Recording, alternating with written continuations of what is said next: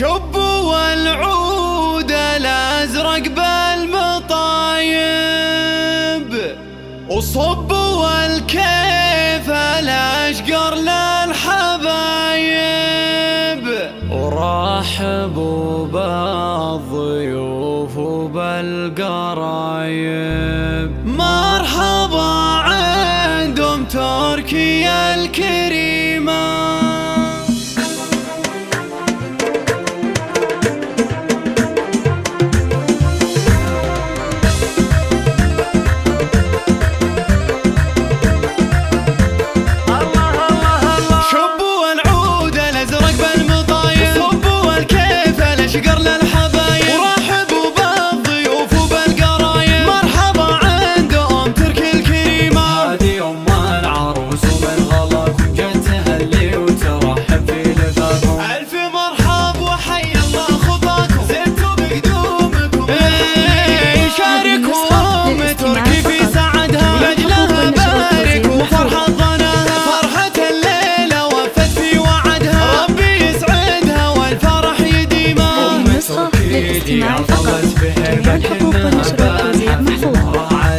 زينها غير وطلتها رهيبة، والجمال الطبيعي فيها الله. شيخة الغيد بنت العز كله، قدرها غالي وعلي محله، صيتها بالكرم ما حد يمله، بنت الأجواد والروس العظيمة. والف مبروك يا نور زفافه، افرحي يا الفريدة في وصافه، جعل درب السعد دايم مطافه، والسعادة على دنياك غيمة. يا عروس الجمال اليوسفية، يا قمر ليلك الباهي وضياه، فارقة يا الغزالة الشمرية، زين واخلاق واصولك كريمة. شبوا العود الازرق بالمطايب، صبوا الكيف الاشقر للحبايب، ورحبوا بالضيوف وبالقرايب. مرحبا عندهم تركي الكريمة. هذه ام العروس ومن غلاك وجت تهلي وترحب في لفافهم. الف مرحب وحي الله خطاكم، زدتوا بقدومكم